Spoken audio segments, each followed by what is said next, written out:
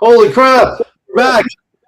I'm not open with cuss words today because we're on a very special topic today with Quantum and Woody and a little bit of a throwback with Kevin VanHook later in the show.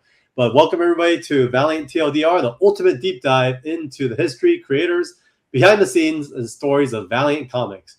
Join myself, I'm an OG Valiant fan, Mr. Jason Richardson, aka Southern Comic Geek, who's been riding the Valiant wave since day one, and Newell Turner, aka Stingray, the fresh set of eyes, not for this one because I'm actually the fresh set of eyes today for Quantum, for discovering this universe for the very first time. So we're bringing you in-depth reviews, unboxings, exclusive creator interviews, as we explore the past, present, and future of beloved Valiant universe. What's up, fellas? I missed you guys, man.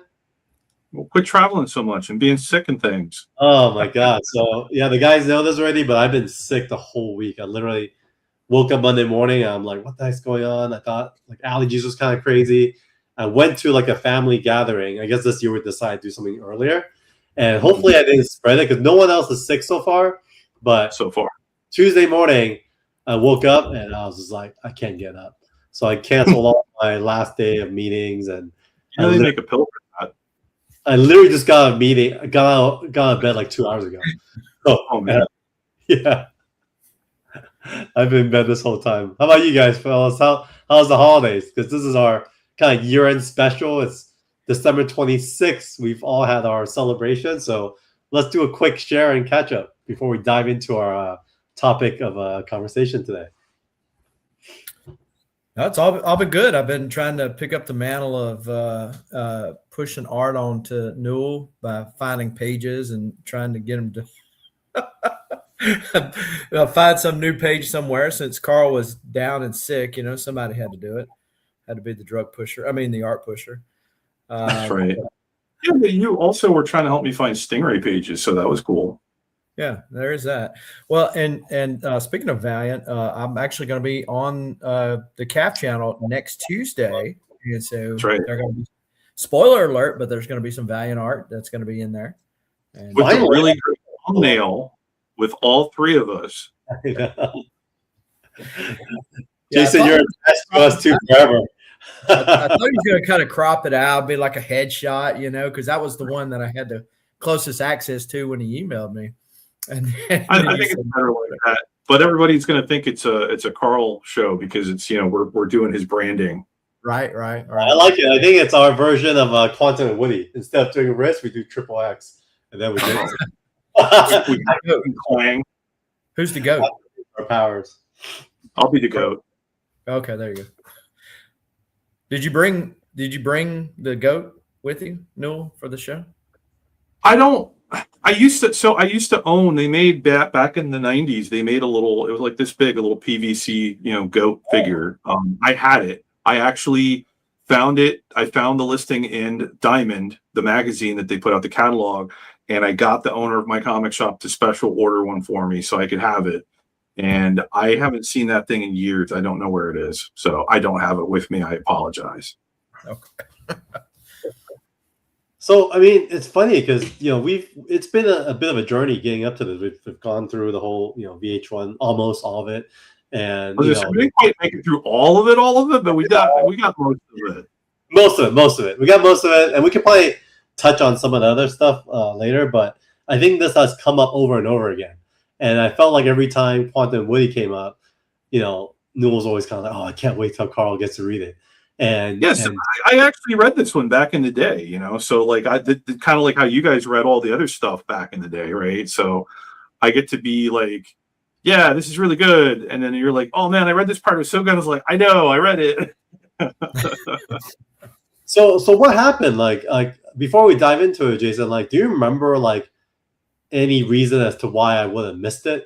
Is it because just the timing of it all or when it came in? Because I felt like I was reading all the Valiant stuff, but I literally just went way over my head.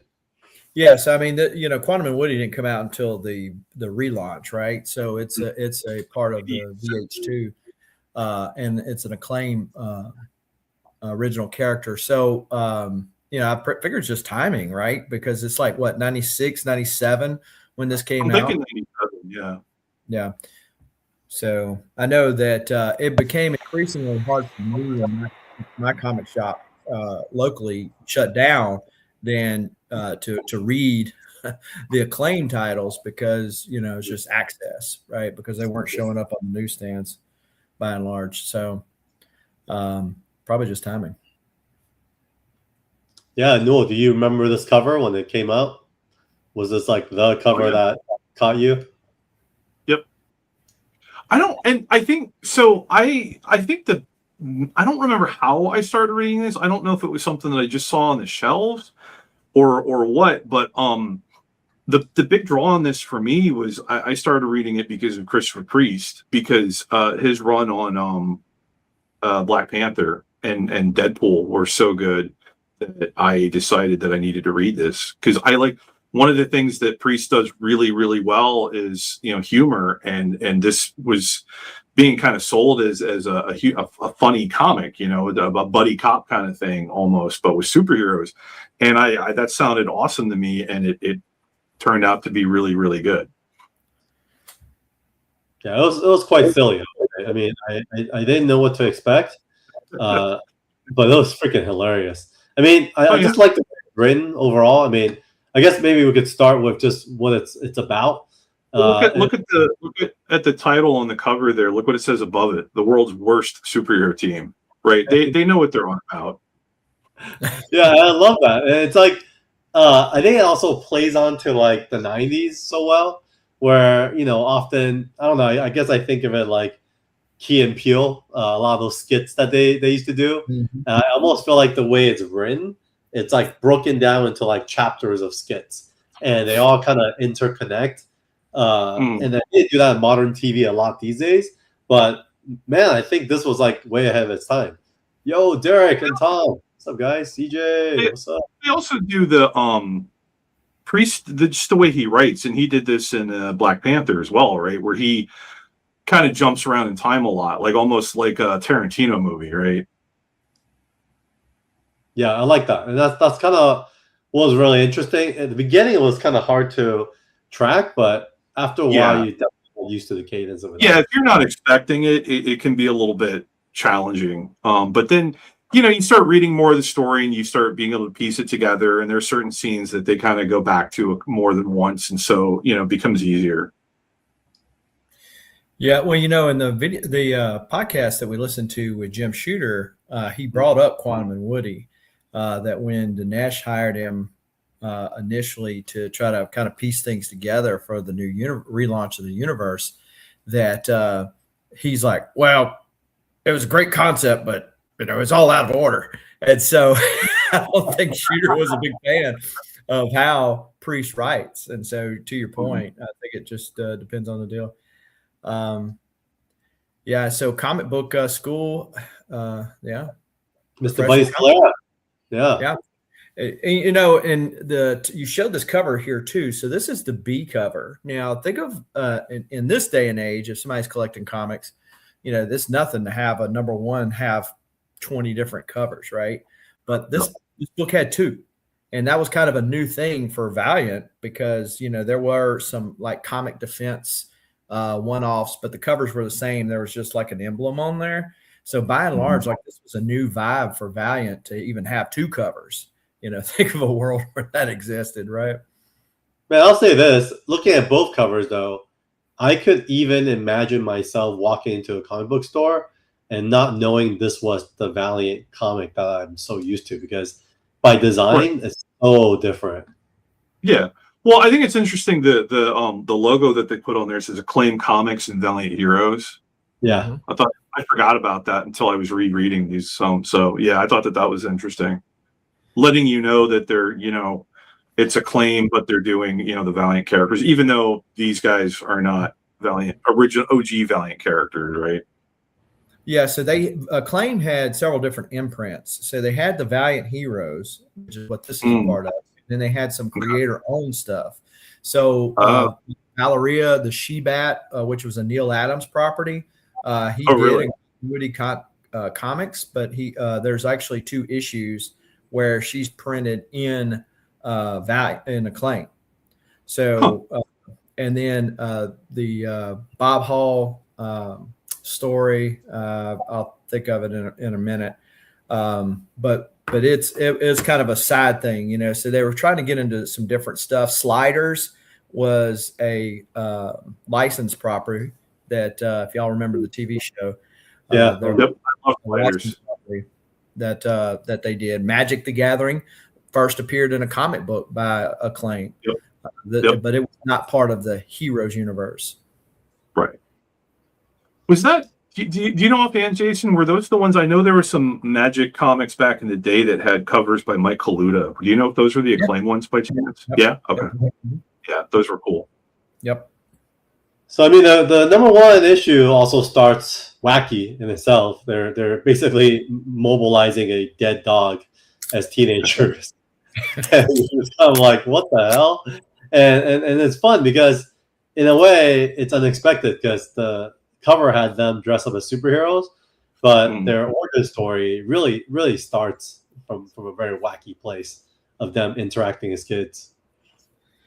Yeah, well, that's one of the things I liked about this book too. Is it's not just about them being superheroes. It's like their whole lives and how they got to that point.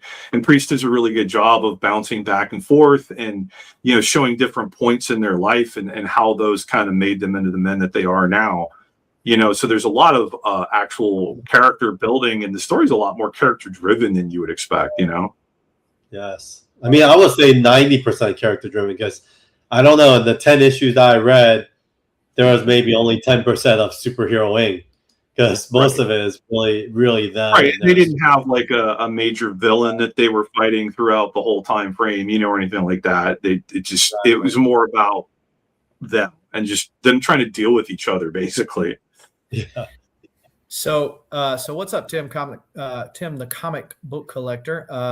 So Derek answered Tom's question, and Comic Book School says Magic the Gathering was the first original art they purchased. So nice, pretty dope. Tom, this is MD Bright, Mark Bright. Yep, love that. Drew one of the best covers ever, the Shockwave cover from Transformers. Green Lantern had a big run on it. So today we're not going to go play by play on the pages like we usually do because we're about 40 minutes before our esteemed guest, Mr. Kevin VanHook, joins us. But we should blast through it and just kind of highlight some of the story points. I really like these little titles, and it kind of breaks up the storytelling into, like I mentioned, like almost like Key and Peele skits. There's like little moments in their lives that you're capturing at different times. You're seeing them interact in different ways, and you actually start caring about them because you start learning about who they are as human beings and characters. And I just love the whole honesty of it all. It's not kind of to be too much, Yeah. Well, and I like them because they're just chapter headers, and it kind of like it's a good indicator of like when you might be jumping around in time or something, rather than just turning the page and being totally lost. They didn't have to do, like some comics will do like different panel borders or something, or wavy lines or different colors to kind of indicate that you're in a flashback or something like this. But they jump around in time so much in this book for the storytelling that it just makes sense that here's a clear indicator. Here's a chapter header title type thing to let you know that we're moving on to a separate little skit or vignette, like you were saying. Yeah, like Moon Knight took a page out of this. It reveals at the end where the narration is from them talking to their therapist, and I felt like it's a really fun perspective. And that last page with the big clang is really nice. That'd be a cool one to have. I love that. That'd be a great page. Yeah, so a couple of things changed going into the new era. Like in the old one, their dads died, so they're versus, and then so in the new one, like he's basically adopted by the other one's dad, so they kind of blurred things a little. Sorry, guys. Let me get back. I don't know where I am right now. Where did I go? Let's see. I don't know. There you go. Okay. Okay. All right. Cool. Back. Issue 2. All right. You were saying, Jason? Well, no, I was just saying that they changed the origin story a little bit, but basically held true to it. There wasn't actually a lot of changes other than, them being raised together as friends, where their dads were partners, whereas he's actually adopted by Woody's dad in the new stuff. But yeah, so but they kept the goat and all that other kind of thing. Now, I don't know if Christopher Priest is a big music guy, but there are you can catch a lot of references to like rock groups and things like that in this deal. And there's also a lot of Easter eggs. The main one being from the first issue, the guy that turns on the power machine that ends up giving them all the powers. His name is Warrant, like the rock group. So that's like the first guy. Warren. Oh yeah. And he plays a role later in the story as well, right? Because you kind of wonder, oh, is he the villain? But it's a big question mark as to his role in all this.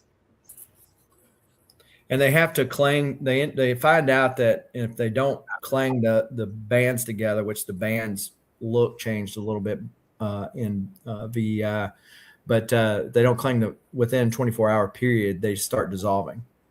So they're kind of forced to work together despite like their totally different way of looking at things. Because while they were ready to be done with each other and split up, but now they're forced to be together. Yeah, because when the show starts out with them relatively young, and he's always Woody's always getting Quantum into trouble, but they kind of split apart. Now it shows later why he gets taken away, but it gets accused that he was racist or whatever. He said the N-word, but it actually Noogie. That's in here. But yeah, so they become the improbable, forced to be together heroes because of the bands. Now, this right here, this whole issue, they focus on this one part where they're climbing up the side of the building, and it was like one big homage to Adam West Batman. So good, I love it. This show is awesome. And Woody complaining the whole time, like, why didn't we just take the elevator? Or why didn't we just take the stairs? Yeah, the whole issue was built on that. I thought it was hilarious. And this one also shows a lot of their personality because, it's kind of what Jason was saying earlier. Here's a little kind of throwback as to how they disappear if they don't clang their bands together. Band, clang. And it cuts back. Yeah,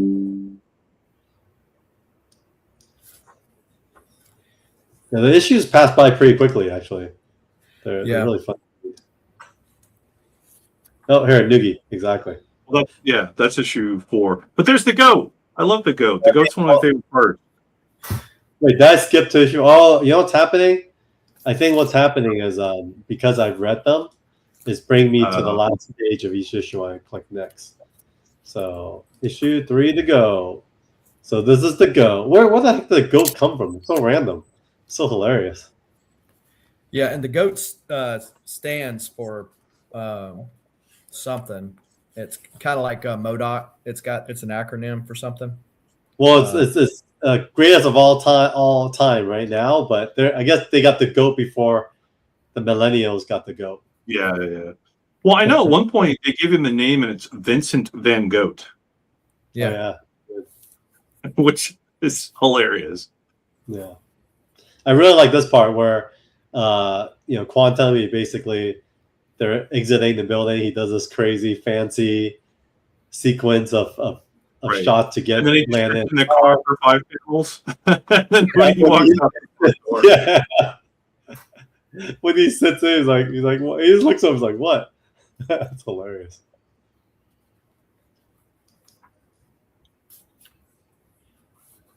Oh, here's a goat. But the whole thing is he's trying to get these monks. They took a vow of silence, and he's trying to get them to talk by threatening to kill the goat. It's that panel with the gun to the goat's head. I love it. Yeah, this is very Lethal Weapon, meets Nice Guys kind of thing. Yeah. If I was to compare it to kind of modern day movies. Did this ever get into any conversations about feature films or anything like that? I don't know. I didn't look into it. The Russo brothers. Really? Back in, let's see, was it 08 or 12? Wow. Very early on, started talking about there being either a TV show or a movie of it. So, Wow. Oh man, they'd be perfect for that too. Oh, that'd be so good. I mean, they're too busy making billions, making Avengers. So yeah. Well, it'd have the snappy dialogue and everything, like Arrested Development. Yeah, they would have been perfect.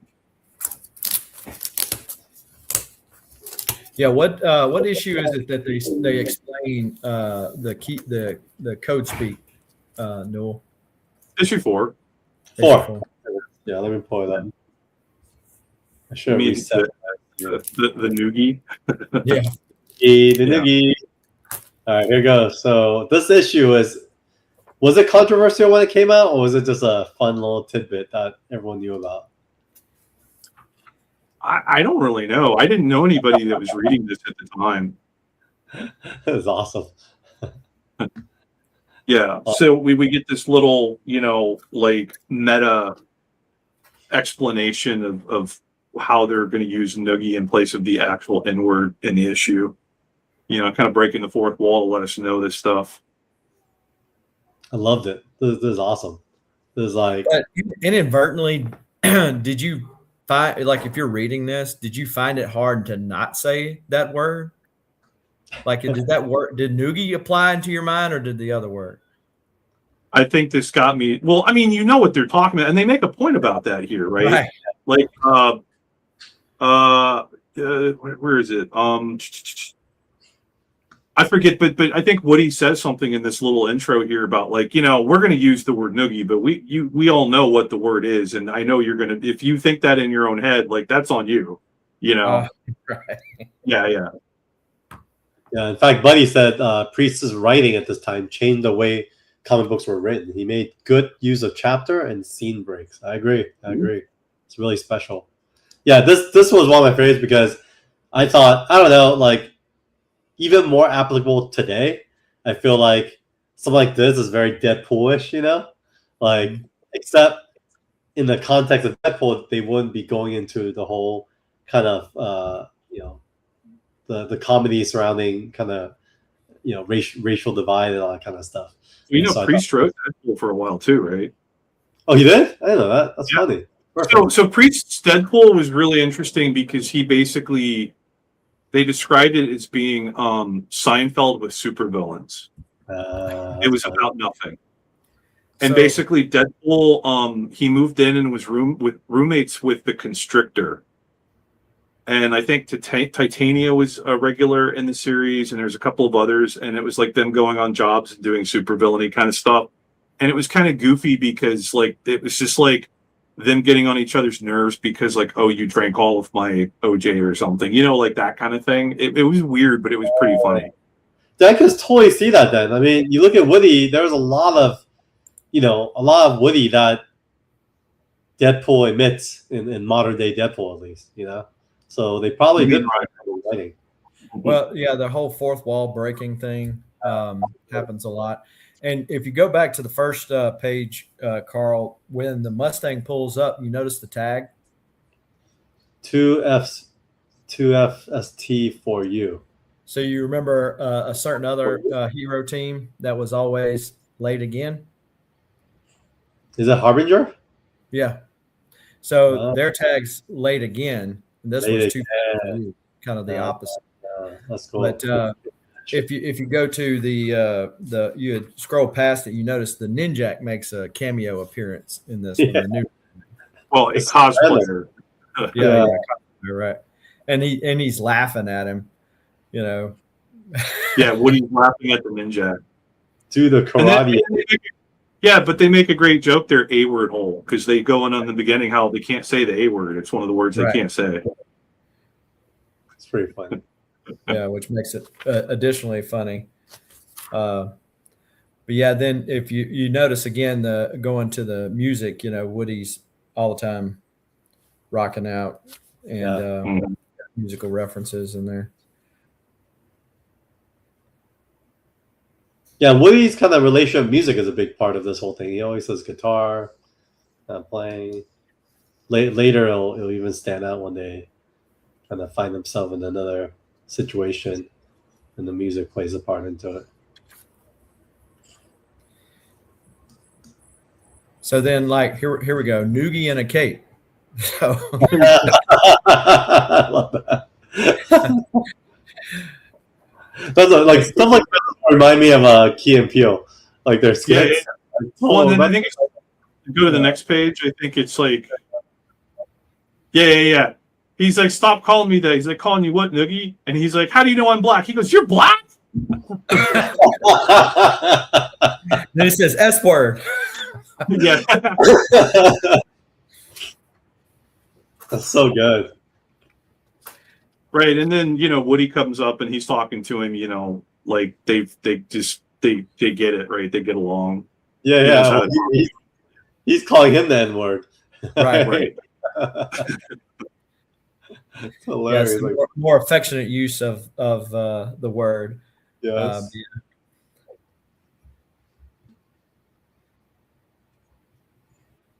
And so on the next page it says, Woody, is that really necessary for you to use that word?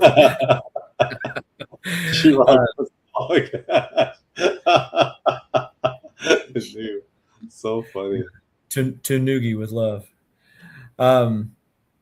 So yeah, he accidentally clangs his deal, and then Woody Quantum disappears. And the whole name Woody, there's some kind of like tongue-in-cheek jokes throughout this that, oh, you got a Woody. It's for its time for sure. Well, with great power comes great Woody. So.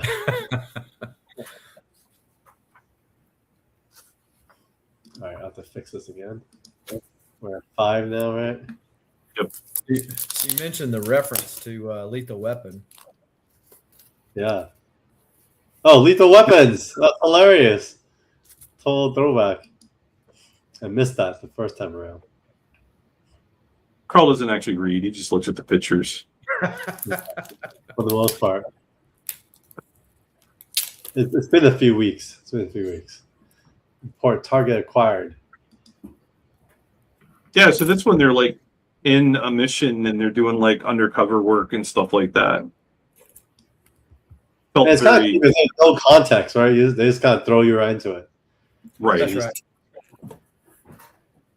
Well, and we find out why. I mean, yeah, there's the big bad guy. And then Quantum jumps in to save the day. Very that's a great. Yeah, that's a great splash. Whoever has that. Is that a lot of this art floating around? I don't know. I haven't looked yet. I know Anthony had a splash from a later issue earlier in the year that I was tempted to try to pick up. Or no. I think it was on Heritage, but didn't end up getting it. Hey, Kenneth. Welcome to our year-end special, Valiant TLDR. So basically, Quantum wakes up and realizes that whole first section was just a dream. Huh. Because, Woody made him fall off the building when he figured out that his band could do other stuff. And he was hanging by his cape. Well, apparently, their powers are not truly fully explained. I feel like throughout the 10 issues, it's right. Well, they didn't figure out until this 5th issue that they could shoot laser beams. The discovery of their powers, which I really love too. You're kind of on that ride with them, right?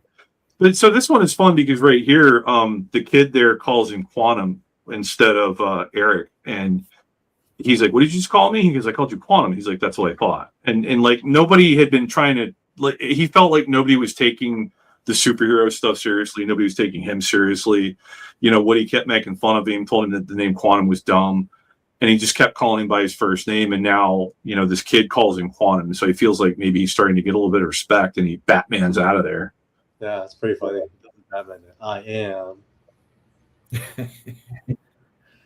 So funny.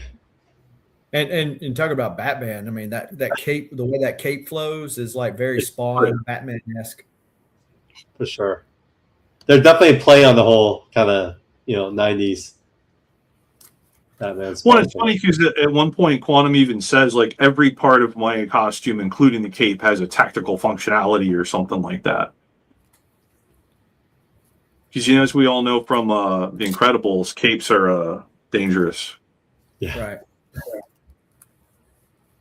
And then here at the end, Woody calls him Quantum. He's like, "What did you call me?" He goes, "Quantum," and he says, "Yes, I am." so serious and so proud. Right, but that's kind of that's what makes him the whole buddy cop thing, right? The silly one and the serious one.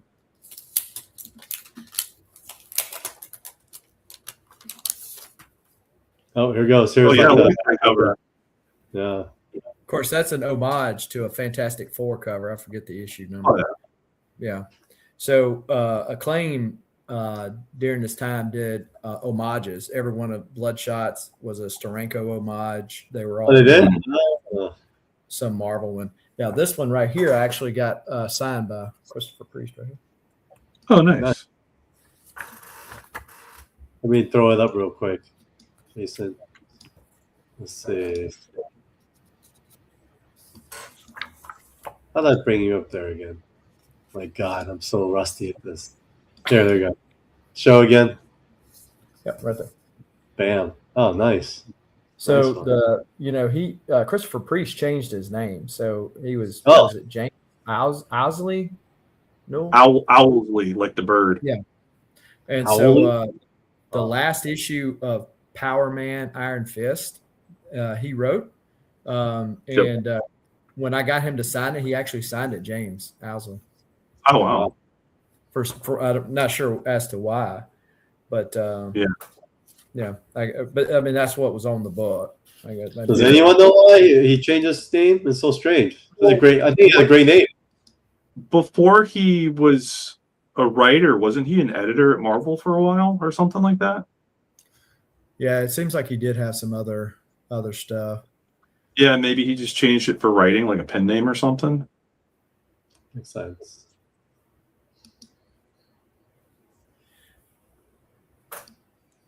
Matlock with a D.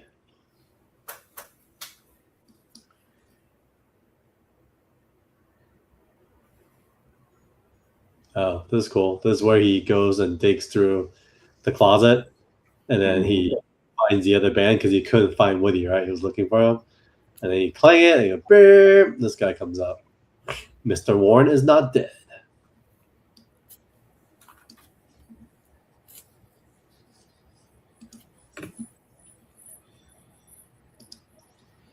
And this Global Comics need to work on their you get what you pay for, man. Yeah, seriously, man. Like, so oh, that's funny. This one is a funny issue. So you're kind of just thrown into this like character, some giant squirrel, like a Chuck E. Cheese. And in the 90s, Chuck E. Cheese was like the ish. It brings you right back to Warren, this guy who shows up. The bad guy. Is he a bad guy?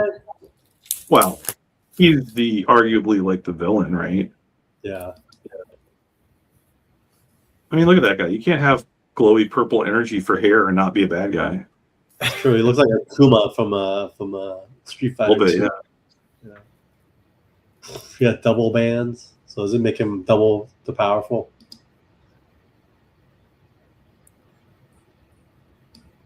Flies off naked.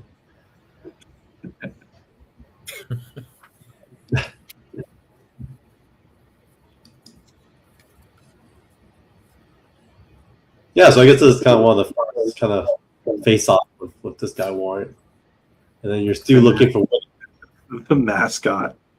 Yeah, turns out he's been around the whole time, just as his part-time job, right? Trying to make a living. Yep. Yeah, the goat was eating paper in the back. The goat just has like these random pictures until he's part of their rescue. Well, past where we read, but yeah, when the goat gets powers. yeah. I have a page from one of the later issues where the goat's actually flying. So this is the spread towards the end of that issue right there, Carl. But so Vincent, we're introduced to this is Vincent Van Gogh, or is it Hades, which stands for Heavily Armored Espionage Deadly Uber Chic? And so that's the acronym. Is that issue 7 or issue 8? This is issue 7. 7, okay, at the end. Yeah. So this is a little poster, which is part of one issue, one later issue, but it talks about funny versus not funny. Again, they didn't mind calling everybody out. Funny, Giffen's Justice League. Not funny, Morrison's Justice League. The goat is funny. Lockjaw is not funny. Oh, wow. Gru is funny, but Peter David is not funny, though he looks like Gru. I mean, they literally call Peter David. Wow, they're just like going for it. Quantum and Woody number 4 is funny, but Quantum and Woody number 5 is not funny. Mark Wade's Impulse, which there's several times that they kind of poke and jab at Mark Wade through these issues. Wade's Impulse, not funny. $90 for 12 new KC pages. Let's see. VH1 Magnus is not funny. The guy's in a skirt. Power Man and Iron Fist, funny. Because remember, again, that Priest wrote it. Oh, yeah, no, that's true. Not funny. Heroes for Hire, which was the 90s version, that happened after. That was not good. That was not good. Funny, Troublemakers, which was another VH2 title. Not funny, Speedball. So, again, they didn't mind calling people out. That's pretty funny. I love that. Yeah, we need more of this kind of. You know what's funny though? Like, what's cool about everything he said there is it shows that he was also reading other people's comics. I feel like, like writers in comics today, like there's probably like a handful of them that are well read enough to even provide commentary in such a way. I just don't feel like writers are as well written. Well, yeah, go ahead. I was just going to say a lot of writers kind of have this thing where they don't, like you can't pitch things to them. You can't give them ideas. They'll tell you like, please don't tell me your ideas. I don't want to hear it because then if I ever do anything that's even remotely like that, you'll try to sue me or whatever. And, a lot of writers will say like, oh, I don't want to read other comics because I don't want to accidentally like even unconsciously potentially copy other people's ideas or whatever. They want to focus in on their own thing and trying to be original and whatever. But then like you have this issue where they're again parodying Batman. Yeah. More from the TV show. But I love this. Like this Flash would be like one I want to own. That cover was really good too with the Woody signal.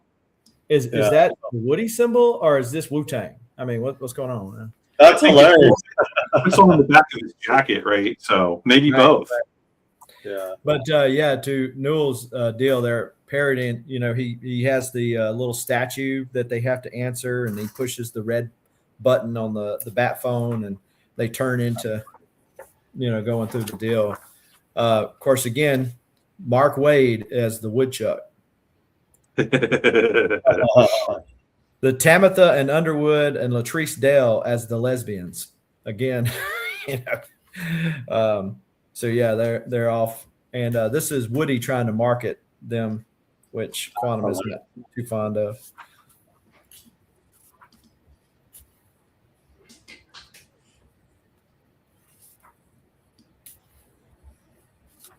So go on a mission.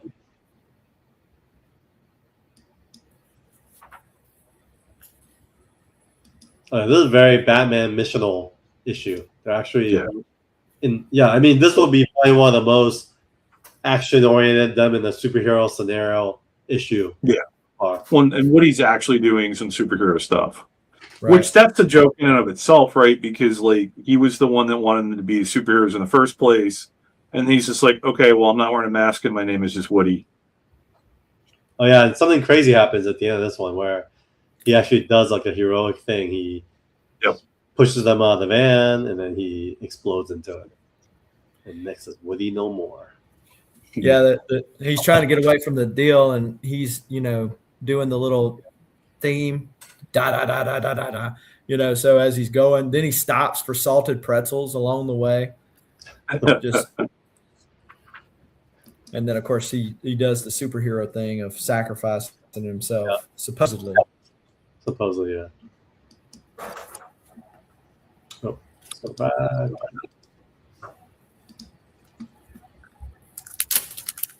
Let's see. That was issue 8 and 9. Yep. I hate these kids. Oh yeah, they introduced this group in this issue. Yeah, Troublemaker. Look at the names on the cover there. The art was a little different in this issue too. Well, yeah, that's what I'm saying. You look at the names, but I see Maleev. Did he work on this one? Yeah, Alex Maleev. Yeah, looks like it. Yeah. Wow, that's crazy. Yeah, no wonder the art was like so different. And I didn't really pay attention to who drew it, but maybe it's Maleev then. It's crazy. Yeah, Troublemakers, of course, was another one of the titles, and had these teens with these powers, and the whole teen sex issue was the controversial one of the day. This is it, right? Is it the controversial one? No. In Troublemakers, in their title, they had the whole teen sex issue. Yeah. And so they were another Acclaim original thing, right? Yeah. It's cool. It's down and dirty. I mean, this girl's like a prostitute and stuff, and he's visiting her. I mean, it's crazy. And this girl's like on drugs, trying to get out. And then this guy on the bottom right, he's like a wacky brainiac type character. Oh, that page. Ooh, what a great page here. Yeah, so Alex Maleev was the inker. So, Okay, and Kevin Kobasek was the guest penciler for this one. Not a name I'm familiar with, but I kind of dig it. Too. It's nice. It's a little darker and almost appropriate for the story. All right, this is the first appearance of the Troublemakers.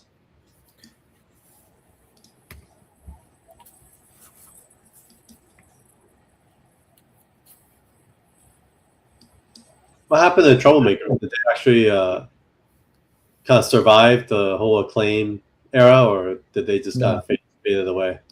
Faded away. Thank the Lord. I mean, they're basically a harbinger, It's like they're like a dirty street level harbinger, I guess. Just less interesting. Yeah. But yeah, so you got Troublemakers. Trinity Angels was another one of those just weird series. But and then this is interesting because they had to save. They're basically responsible for saving Woody by kind of transitioning him to energy and bringing him back, and then at the end something happens. Yeah, his girlfriend. Right. So his girlfriend was a whore or a hooker, whatever. She gets killed, and this kind of leads him on this chase of going after these guys. Yep. And then basically something does happen, but they don't know exactly what. And then we don't know until the next issue what happens, which is very interesting. Because what happens is on issue 10, which is the last issue that we'll go over today, you're completely thrown out because it opens with Woody in Quantum's costume and Eric in Woody's costume. This is where they're switched. So Yep. They switched. Yeah, they got switched. And so that's what happened, right? In saving Woody, it made them switch bodies. yeah, I think that's how they explained it away. But they just kind of showed up as in the other, which leads to an interesting issue. Yeah. I love that the Quantum as Woody leaves the hair out. I think that's great. Yeah. And then so they got to keep each other their own costume, even though they're in the different body now. Yeah. And so Woody decides to take advantage of his new ethnicity and add some dreads. It's pretty funny.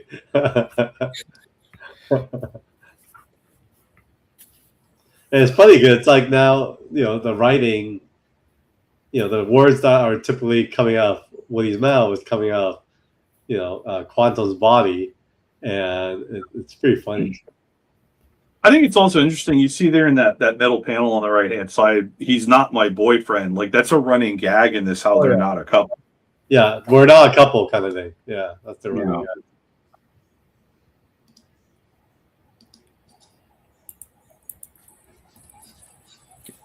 Hey, can you guys hear me? Yep, we can hear you. Yeah, you're not moving. Yeah, I'm frozen. I don't know what happened there, but yeah, it's a running joke that, and then going, well, it's a few pages over the bathroom scene. Mm. Oh yeah, the bathroom scene is like the highlight of this issue for sure, because they basically don't want to, touch each other's thing. Oh, yeah. So they decided they gotta hold each other while they pee. And the guy walks in on them, huh? We're not a couple. That's their response again.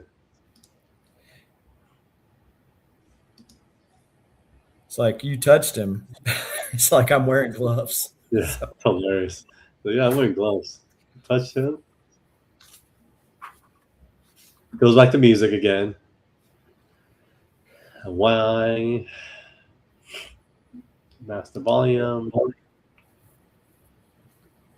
Yeah, the hair club management. Got the dreads.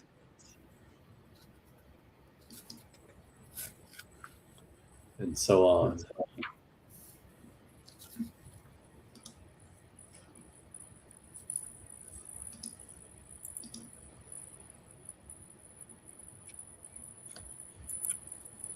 Yeah, what's fun about this book is you could jump in any issue and it'd be entertaining in itself. You might, kind of wonder, what happened before and after, but it's very readable because each of these little chapters are like snippets in their adventure. Oh yeah. All right, so that's issues 1 through 10. So what do I miss with, not reading the rest of this? If you guys don't mind giving me a quick, or the audience is a quick recap of what happens from kind of 11 and on. Does it get better? Does it get worse? More of the same? I think it kind of is the same-ish. You know what I mean? Like it's been a long time since I read all of these. I remember enjoying pretty much the whole thing because it goes up to like 32, I think, or something like that. And I seem to recall like there was a break. And there was a period where it ran up to a certain point, and then like the last couple issues didn't come out until a couple of years later or something like that. I can't remember exactly how that worked, but yeah, I remember enjoying pretty much the whole thing. I don't think that there were any like bad issues or anything like that. Yeah, I thought I did a really good job, and so they extended it into Goat had its own book too, or what was that? What said that was issue 24, but then it said it was the title says it's a special. I don't remember what that was about. Now I know that they made a couple of years ago. They did an omnibus that had pretty much the whole thing. Oh, hey Carl, I think you have to let Jason back in. Oh, we lost Jason. There he is. Okay. Yeah, so it got canceled at 17. Okay. And so at the end of the issue, Woody gets a call and he says, and Quantum goes, "What is it?" And he says, "Worse than that, we got canceled." And so they say it at the end of the issue. That's pretty. Now the Goat was part, like after issue. The Goat was part of like in between one of the issues, like 12 or 13. It was somewhere in there as far as continuity goes. So what Newell was saying, they started back with 32, and then after they did that, which was a tie-in to a series that was going, or a crossover that was going on, and then they went back and started numbering them again in sequential order. Okay. Yeah, well, they stuck it out, huh? Priest and Bright kind of stuck it out throughout. Yeah. Well, even when the Nash relaunched it, where it's the return of Quantum and Woody, Priest comes back, and so I don't think I read any of that. Yeah. So if we go back on Pearl, go back. That page on the right, I own that page. This one? Yeah. This is a great page. Yeah. Yeah. I got that one off of Heritage for like $50. Dude, congrats. What a great page. The goat. The goat's just diving into the deal. Yeah. I love it. Yeah, I got that one in like 2016, I think. I'm going to start looking for these. I just want a nice splash of them too. Yeah, so it kind of with the return of when Dinesh had the Quantum and Woody return, you get the same vibe and stuff because they're same artist and writer. But then they had the other one where they relaunched it, different artists and different writers start doing it. Yeah. And I think the last one that they did was kind of that slapstick type humor, but it wasn't hitting on it. Yeah. So.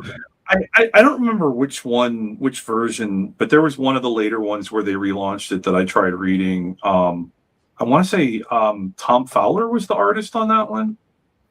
But Tom Fowler sounds so familiar. Yeah.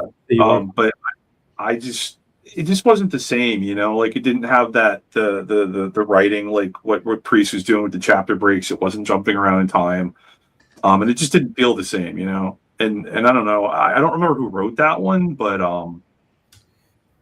the humor just wasn't there for me either, really. I mean, it was kind of funny, but it wasn't on the same level, So I can firmly say this is one of those situations where if it ain't broken, don't fix it. It's a formula that worked. I think they should just continue it, and I think people will jump right back on. And with that said, that concludes our Quantum and Woody review. And I actually really enjoyed being the fresh eyes on this. I loved it, guys. 2 thumbs up. Triple X. Good. Triple X. 4 Vs. I don't know what else I could give it grade, but all good. I actually am going to continue reading. I'm going to try to finish through 32. Good. I'm very engaged. And so with that said, let's pivot to the second part of our show. What's the second part, Carl? Oh, the second part. You guys may know this individual. He is one of our esteemed guests in the past episode, Mr. Kevin VanHook. Hey, guys. Hey, Kevin. Happy holidays. Happy holidays. How's everybody doing? Good. Welcome back. Thank you. Yeah. I woke up with a little bit of a scratchy throat, but other than that, I feel okay. So. Oh, no. I hope you didn't get what I got. Carl's been dying. What did you get? I just woke up. I literally woke up. I woke up Monday like you with a scratchy throat, little nasal stuff. Yeah. And then I went to a holiday get-together. Hopefully I didn't get anyone sick. I thought it was just allergies. And then I woke up Tuesday morning and I was like this, like just literally just frozen. Yeah. Like I can't get up. And I just canceled all my meetings and I literally just got up 2 hours ago for this. Hopefully you're feeling better. I'm okay. I'm probably 90%. My nose do kind of a little congested, but happy to see the guys. I miss Cav because I've been traveling so much this year and it's just been crazy. So Kevin, real quick, what's been happening since we last saw you on Valiant TLDR? Because the reason we're having you here today is you've been kind of doing a lot of posting on Facebook. So we thought I had every now and then I decide to go through stuff and share it and realize that, this is interesting to other people. And so I had a lot of photographs and I'd posted a batch of photographs from back in the day of the early Valiant guys, and 2 or 3 of them of the original guys were like, hey, we really should do like a Google Drive and share with each other and preserve this stuff. And I'm like, that's what I've been saying for a long time. So it's and I tend to be the guy that I wear my heart on my sleeve. I'm a pretty sentimental guy, so I keep stuff like that. And So that's what I've been doing. And then I've got a garage I've got a bunch of boxes of really good photocopies of things that I would like to get properly scanned and shared, because I've got like really nice photocopies of several pages of Barry's Archer and Armstrong stuff, and you know, all kind, you know, early Yvel Guichet's first work in the business on Eternal Warrior 4. Woo. Oh my God, I love that book. What happened to that art? Who has it? I need that cover. Dennis's cover. I don't know who has that piece. I never asked Dennis. Please help me find that cover. Yeah, you know, like you said. I mean, we're here. I mean, we got photos. Thanks for, you know, this gallery. We thought, you know, you've been one of the guys that I, you know, often we may go lunch and talk business, but we'll probably spend like 3 minutes talking about business, and then the rest asking you about Valiant stories. Right? It was a very big part of my life in a very short amount of time. Yeah. But yeah, this is Bob and me in Austin at a charity bookstore signing we did for Philip Anderson,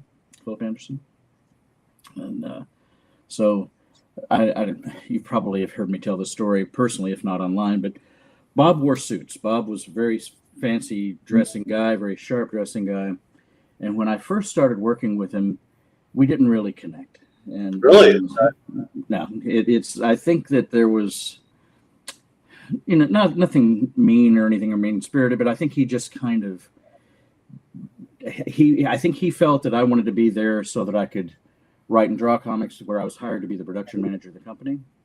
And of course, I wanted to do those things, but my focus really was, when I got there, on getting production in line. And I was kind of bemoaning this fact to Fred Pierce, and Fred said, and it's something I'd heard my mom say. Bob would kill me to hear this, but I'll say it anyway. He said, "Pet him a little," and I'm like, "What do you mean?" He said, "Well, just kind of, you know, kind of be extra nice or something." I said, "I'm always nice. I'm one of the nicest guys in here." And he said, "Well, you know, maybe if you showed him that you're more like him," and so I actually asked him to help me go shop for some suits, and he lit up, and it was very sweet of him. And we first went to Barney's, and I'm like, I cannot in good conscience pay $750 for a suit in 1992, and it's a lot of money. and I was making okay money, but I was making okay money with a wife and 2 kids, you know, and not writing and drawing books on the side yet or anything. And then he said, "Well, then I'll take you to this place I go to called DJ's." And DJ's had really nice suits, but they were more loud, a little more flashy, but they were also like $125. And so I bought several suits. And so Bob and I were the guys in suits. And when we would go to conventions and stuff, and I actually wore a suit. We both wore suits to work. And then it caught on in the sense that a lot of the staffers started wearing collared shirts and ties and stuff. And it was just kind of an interesting thing to me. Yeah, he's a good-looking guy, young man. Bob's very good-looking guy. There definitely is or at least was a painting in an attic somewhere. So, is he like a ladies' man at the time too? Because, you know, you guys were getting a lot of attention back then. Was he a ladies' man? A ladies' man, yeah. Well, he had girlfriends and wives at different points over the years that I knew. So if you've read Eternal Warrior, you know there's a character named Jillian Alcott. Girlfriends and wives at different times. So Jillian Alcott was a character that I wrote in Eternal Warrior, but I didn't create her. And then 2 years after I left Valiant, and sometime in the late 90s, I went to visit him, and he said, "Well, Jillian will be back here any minute." And I'm like, Jillian Alcott, you know, we're back together again. I'm like, I never knew there was a Jillian Alcott. I thought that was just a comic book character we did in the Eternal Warrior, but that was based on a real woman, and a very sweet lady. They had been together a couple different times over the years. That's pretty funny. Oh wow, what's going on here? So when I was drawing Bloodshot 0, I like to use photo reference when I can, and so that was my trench coat. And Andrew Wendell, who ended up drawing Solar and inked a bunch of stuff for us, posed for reference for me for a couple of shots. You'll see a couple of those in here. So you see where, go back please, see where it says Park Avenue? Yeah. So Valiant, it was like an L, And so we had Knob Row, which was the creative people, and they were called knobs because Bob or Jim one coined the term knobs, that they were almost there. They just needed like a little adjustment, like a knob, to make them better. And then the other angle was Park Avenue, which was the suits. And because I spoke both languages, my desk was at the corner of Knob Row and Park Avenue. I love that. Wow. How fun was it, right, guys? Like to work. It was fun. Like, yeah. I mean, there was always the stress of trying to get a book out on time or whatever, but it was fun. It was. I really enjoyed it. So Noel, Jason, have you guys ever thought about like I guess if you're the reverse time, would you have worked in the comic book industry? I can't imagine that happening. I mean, I would have liked to, sure, but I don't know. I don't know what I would have done. Yeah, about the same here. But isn't there like a IT department too? Because you're in the IT world, right? Was there, Kevin, like an IT department, or was that totally outsourced? Oh, that concept didn't exist yet, really. I was gonna say, yeah, the only IT there would have been was trying to figure out how to get my laptop to work, which was like one of the only computers in the office at the time. So at a certain point here, I assume we're going to look at some artwork as well. That artwork belongs to a guy who was an Apple employee, and he was our kind of unofficial IT advisor. I think Kevin, I think I actually mentioned to the guys earlier. We'll try to get through all the photos today, but because we want to get this under an hour, we might do another, if you're open to it. Yeah, whatever you need. Original art TLDR episode, where we actually talk about the original art and the stories around it, because I think there's something really cool there as well. But today we're putting a focus on the Office and Valiant days. That's fine. So were they working on that Solar issue? I see that's the Solar, one of the that's the Destroyer cover. I guess one of the Valiant Vision. So not long after we did the Solar Destroyer run, within the year, Andrew Wendell took over penciling Solar. That's him there. Different hairstyle than he had when he was posing for me in those other photos, but that's the same guy. And not 100% sure who the lady is. I think that is CJ, who I never understood why her initials were CJ, because her name was Carla Rose Anastasio, but she colored, and I think that's who that is.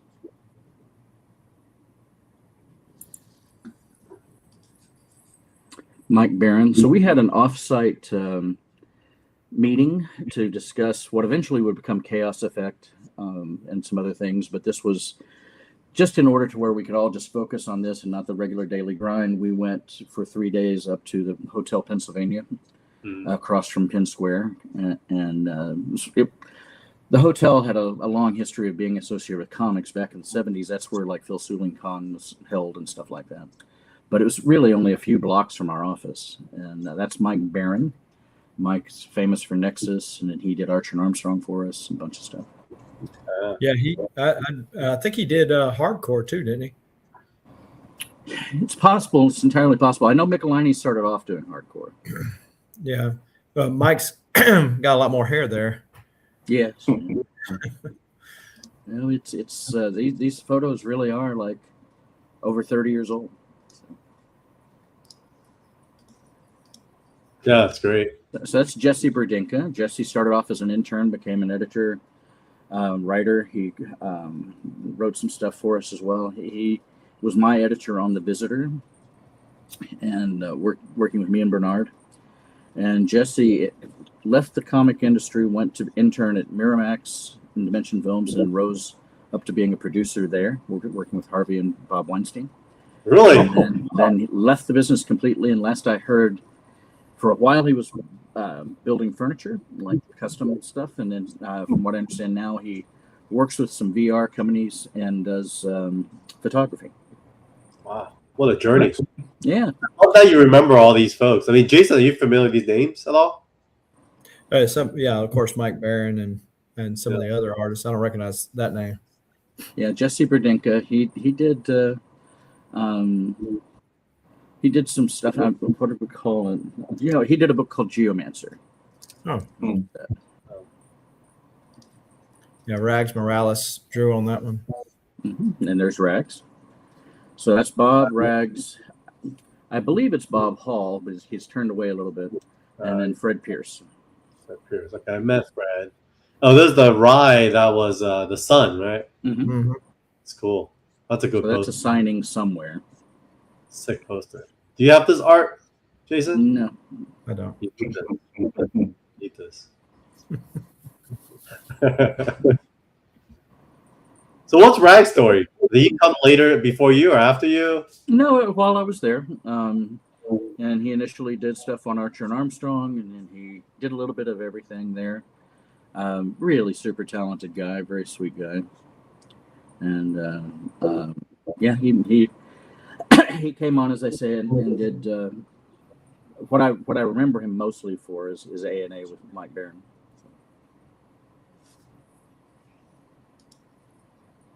Man, Bob is a good looking guy. This guy is like a, Bob is a good looking guy. yeah.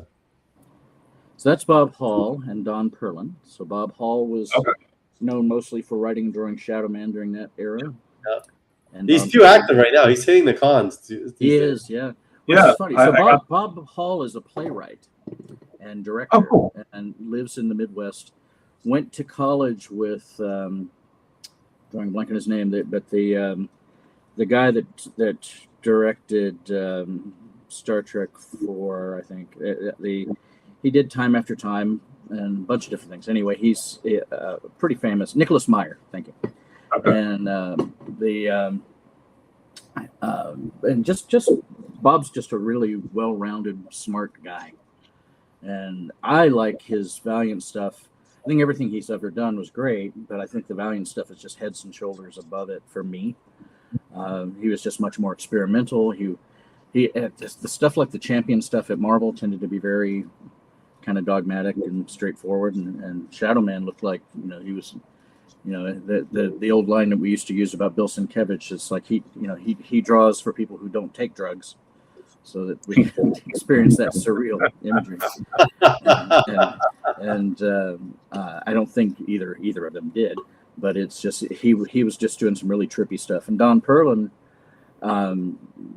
was co-created Bloodshot with me, but had done Werewolf by Night and Ghost Rider and just tons of stuff, Defenders, Transformers, all these things back long before I ever met him. And Kevin, did you take all these photos, or these photos that They're the bulk of these? It's split almost 50-50. So there's a lot of these, like this is taken by me, or at least with my camera, and then the stuff like where you saw shots of Jesse Berdinka, that was my friend Charles Lister. Charles and I went to high school together. Wow. And we reconnected later in life, and I brought him out to New York, and he became a production artist and worked in production at our studio. And how old was Bob and Don at this point? Because Don was like 63, and Bob was prematurely gray. So I'm guessing Bob Hall really is only like 40, 42 or something like that at that time. Oh wow, yeah, okay. 42. So he's I got 5 years on him. Well, because I'm just looking at it. I don't know how old he is today, but I don't think he's more than 73 or 4 at the most. So. Yeah. Okay. I met Bob just in October at Baltimore. I got him to sign a Shadow Man page that I have. Nice. Yeah. He's a very sweet guy. In 2019, we were both guests at a New York Comic Con, and I got to spend time with him, walk across town. He was invited to a Marvel party and didn't want to go, and I was like, let's just go over and stick our heads in anyway, and we did, and went and had dinner, and it's just a really nice time. So according to the internet, Bob is 81 now. Well, he's older than I thought. Yeah, he's active. He's still out and doing it. Wow. Yeah. I'm impressed. Oh, they're there again. Yeah. Yeah, there was no editing here, so you're just kind of seeing the photo done. That's Catherine Bollinger making a Ninjak page.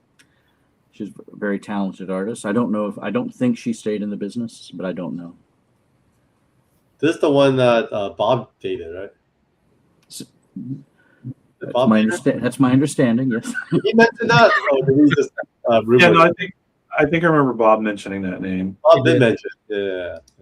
Yeah, he the dating part was before I got there. So, but yeah, when I was there, she was actually dating at one of our colorists named Mark Cesar.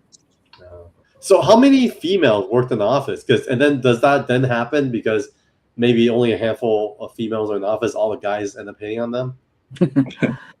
I can't speak to the latter, but as far as how many, that's Maria Bakari, who did Harbinger and did various, she was a colorist, worked on Unity and different things, was the first one I knew of. Kat, we hired CJ. I don't know if you know who Jeff Gomez is, who's a creator, editor. But his wife, Chrysula, ended up becoming a colorist. She learned how to color from my wife, who was a colorist. But my wife and I we developed some very early color separation techniques, and we worked in color from like '89, so several years before we got to Valiant. And she'd already colored the Rocky Horror Picture Show then. So, but there was maybe a half a dozen, something like that. Oh, yeah, Cat's a cutie. Yeah, for sure. Oh, there you are. That's me. How old are you at this point? 27 or so. Yeah, I'd say about 27, maybe 28. That's my. I left it before I was 29. So, but yeah, it's a shame we don't have an angle spinning around here, because outside that window and past me is the Empire State Building, which is kind of neat to be able to see. We were 275 7th on the 14th floor, which was really the 13th floor, but it's New York. Oh, yeah. And we had an unobstructed view of the Empire State Building. Yeah, it took care of you. They gave you a nice office. Yeah, I had a good office. They lots of paperwork, and as you can see, no computers. It just wasn't a thing yet. Yeah, Carl, no IT department. No, I didn't. You'd be a kind of mailroom guy, maybe. Maybe. So that's Darren Sanchez. Darren went on to work at Marvel and Wizard, and still in the business. And he started off as an intern, and then when they wanted to make me an editor and no longer production manager, I needed to replace myself. And we initially replaced me with a guy who on paper had a very similar skill set, but his personality didn't jive with people. And so we brought in, Darren had been working there, and he was very smart, and he had already been doing some production work. And he came out of being in the military. He was a helicopter pilot in the Army. And he just really even-tempered, even-keeled guy, and understood deadlines and how to manage people. And so even though he was very young, we promoted him to production manager. And you can't tell it, but that behind him is Randy Brosen, who is also a production artist. So what is the responsibility of a production artist? Are they fixing stuff on the pages, or? Yeah, so back then you got to realize that we colored pages by hand with Dr. Martin dyes. And so we would take the original black and white art. We would make a high quality photocopy at printed size. And then that was retouched so that panel borders were clean. They didn't have little extra bits of line and so forth. That there wasn't any. Every now and then somebody would draw a head that was too big or too small, and so that would be what we call stat it up or stat it down. But we'd make a photocopy, and then cut that out and paste it down, and then add a little bit of inking lines to connect everything right. And then we lettered by hand on overlays, and that was so that we could print that in what we called a 5th color black, because back then we're dealing with real printer's negatives. So the color would be color separated into cyan, magenta, yellow, and black negatives, and then the lettering would be a 5th color black ink. And the reason we did that is so forward looking, with the idea that if we want to sell this to China or Italy or some other foreign language, we can just replace that 5th color negative. We don't have to replace all 4 negatives of the normal artwork. And so we also, Dr. Martin dyes, if you screw up or you overpaint and you want to take out a little bit of color that's off to the side, you could use bleach, literally like Clorox bleach. It is an art form, dude. Like, it's crazy. Hearing you talk about it, you guys are doing art in a different way. No, for sure. But that bleach thing to the eye would look great, but when you scanned it on a laser drum, it was literally an acrylic drum with a laser spinning around it, you would we would have to actually remove that. The bleach would show up on the yellow plate. So we would then take black opaque markers and retouch the negatives to do that. So there was such care taken that when I got there, I was blown away because I had already worked as art director for Innovation. I was very young, but I'd already been at Innovation. I'd been at Caliber Press, and we didn't do any of those things. And Valiant was really, really, in my opinion, professional about it because it really was modeled after Marvel's bullpen. So because it was Jim and Bob and Don, and they just basically reconstructed what they'd experienced. So that's Darren again. And then the guy behind him is Scott Friedlander, who's another production artist. And at this point, you see we have a computer. And Chaos Effects there. So we started. I had flown to San Diego to press check Bloodshot #1's cover.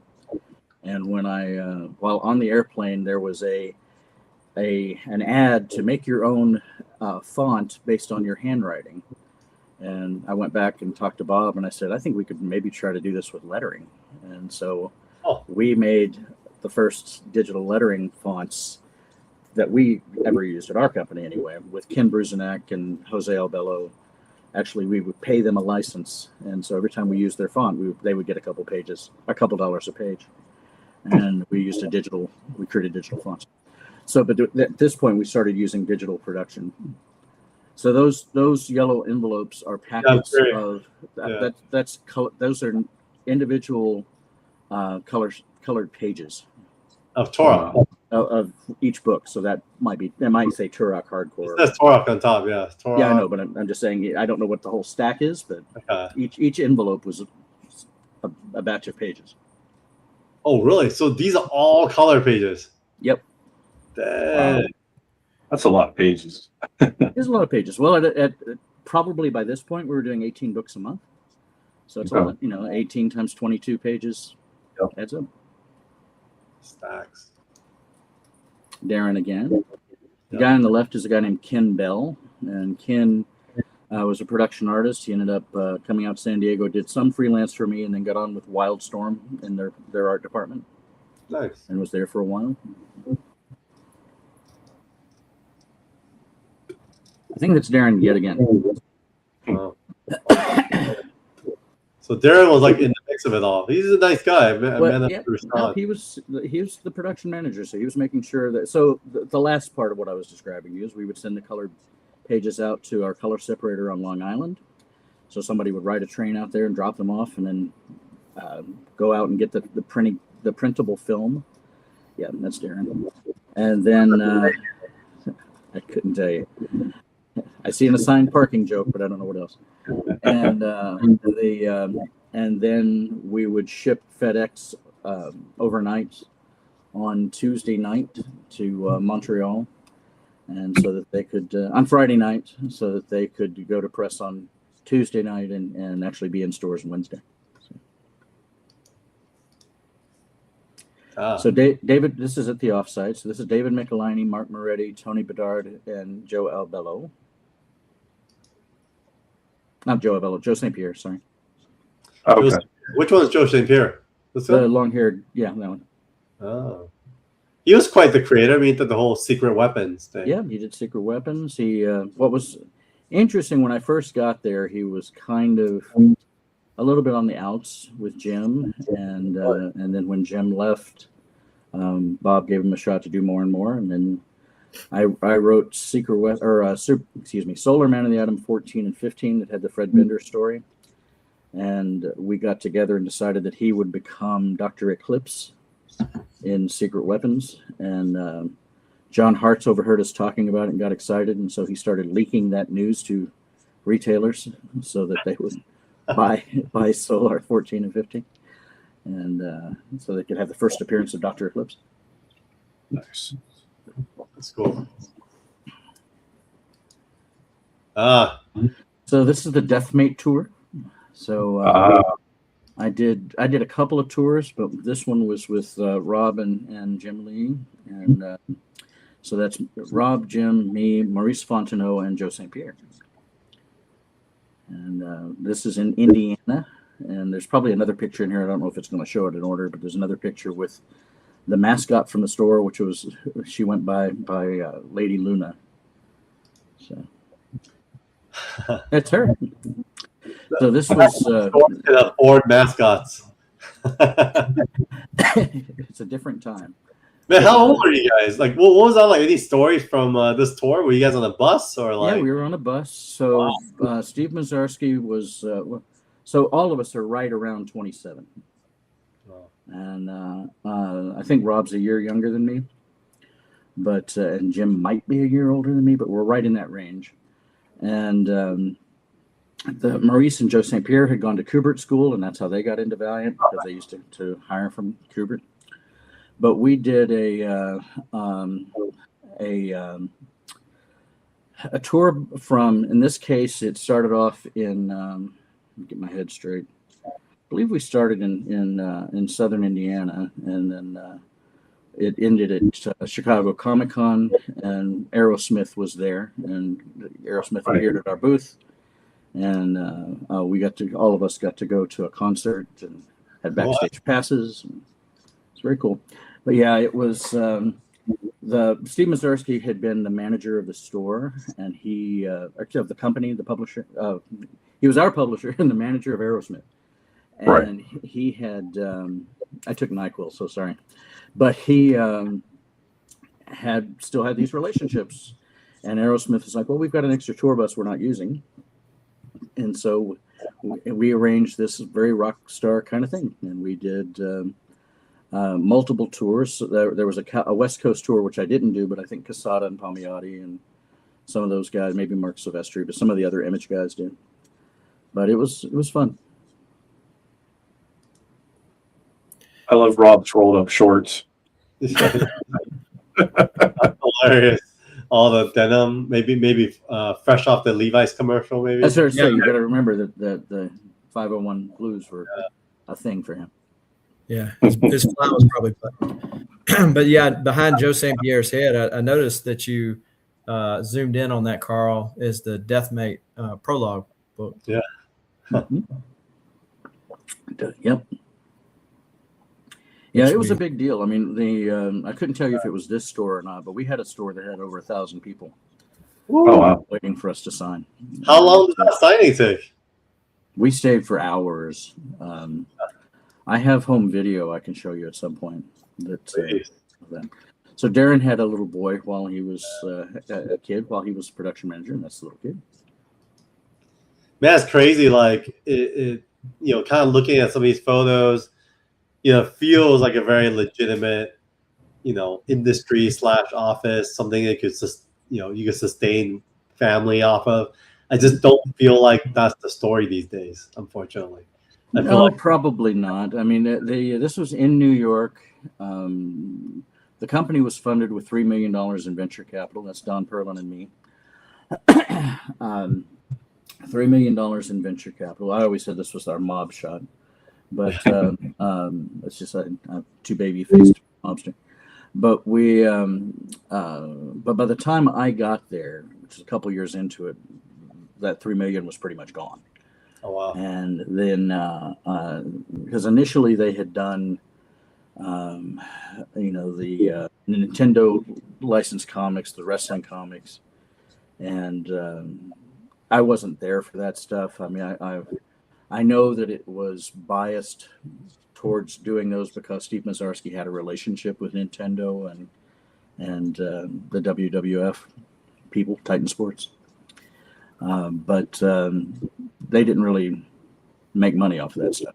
They also had somebody involved who was running production who really wasn't a money guy, and so they were not negotiating the best deals. When Fred Pierce was brought in by the venture capitalist company as basically their employee inside the company, he turned that around and did a lot of really good negotiating and a lot of real good business stuff, and then he liked the company so much he stayed and left Triumph Capital to become an employee of Voyager Communications and Valiant. Man, Fred is still there today. He's still in it. So there's Don, Mark, Bob, and me. I don't know why I have that expression, but I do. Someone must have said something. Yeah, my guess is it would be the second guy there. Is that your hat too? Nope, I wasn't a hat guy. Okay, because you have a purple thing going on. And It's purple shirt. It is purple shirt. Yeah, he has really dressed up back then. Very, very. You don't see. That's guy. So Bernard was 19. So that's Bernard Chang.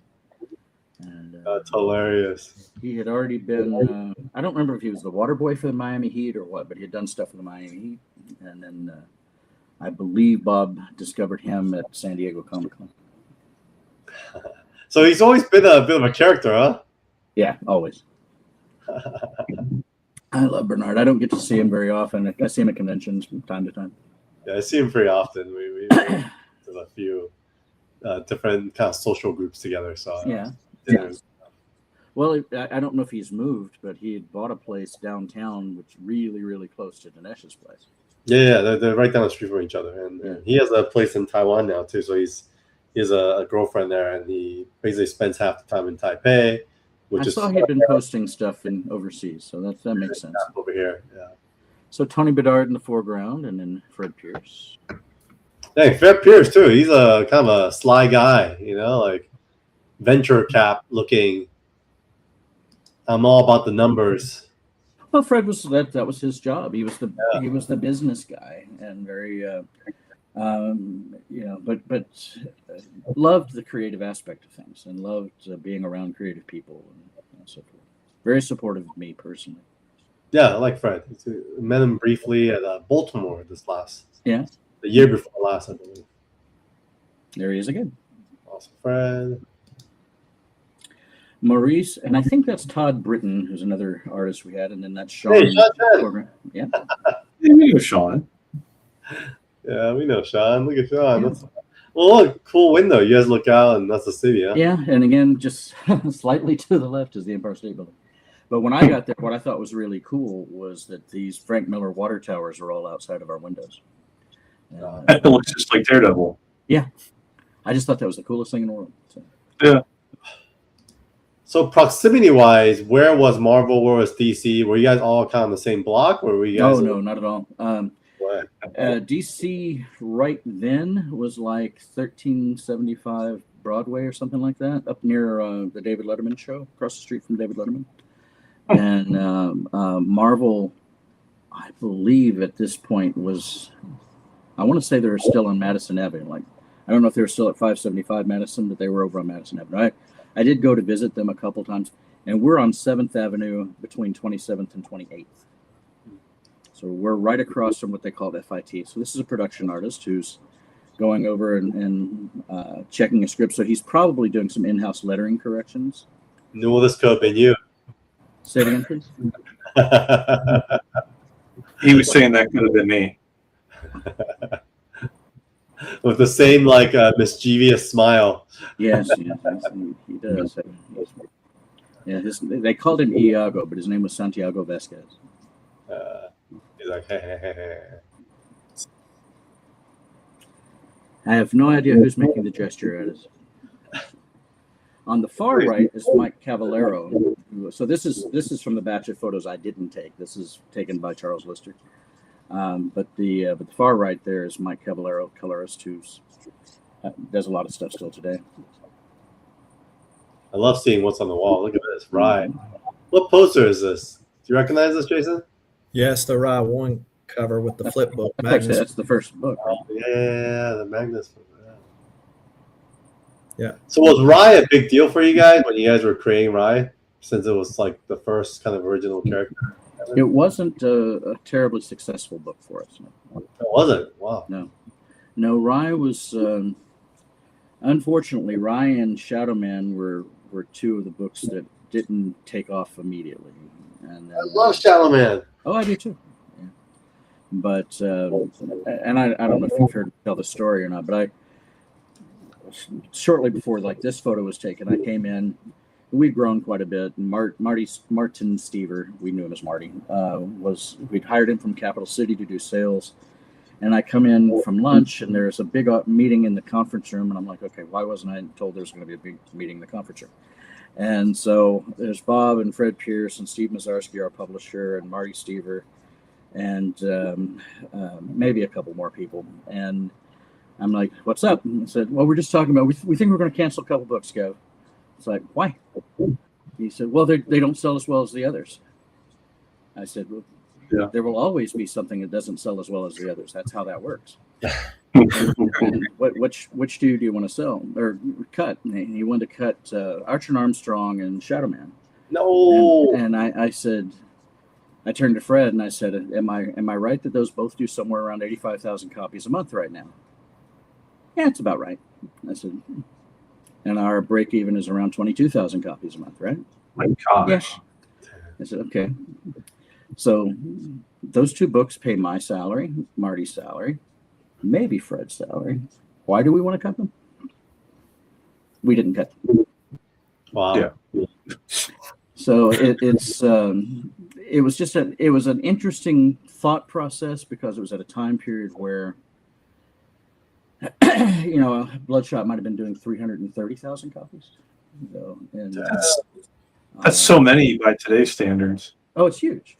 Oh my Oh, you gotta God. realize that there was a point for almost a year where my combined circulation of just the books I wrote was almost 2 million copies a month. And it just is insane. And I understand a lot of that was speculator craziness and Sure. all the other stuff. I don't take credit for that. But I did tend to write the more commercial stuff. And but that didn't mean I didn't love the lesser commercial stuff. I thought I loved what Rags was doing on Archer and Armstrong. I loved what Bob Paul was doing on Shadow Man. It's crazy to think like the whole Absolute Universe had a whole Hollywood Reporter article talking about how they sold like 8.2 million units of Absolute titles, and they're like popping champagne bottles. But back then, you guys were doing well into the 20 millions. It was a bizarre time. Crazy times. So. All right. The guy on the far left is Paul Autio. Paul was an inker and a colorist. I've lost track with him, but just a really sweet guy. His nickname was Smokey because he could paint smoke really, really well. So Bob is giving an inking lesson. Yeah, it was a neat thing. So that I see Winston folks in the background, but. And I am drawing a blank on her name, but she was an inker as well and came in. She also penciled like one of the Time Walker storylines.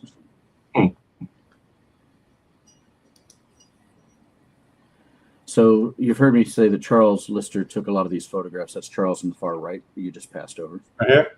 Yeah. And how often with these like inking exercises and like lessons? He did them once a week or so.